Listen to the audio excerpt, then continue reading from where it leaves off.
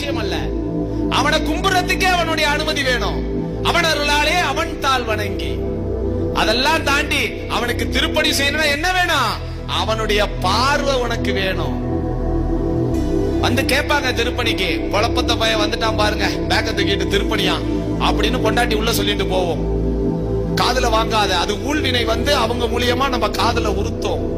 ஏன்னா நீ திருப்பணிக்கு பணம் கொடுத்துட்டீங்கன்னா உன் பாவம் அறுபட்டு போயிடும். இது சத்தியம்.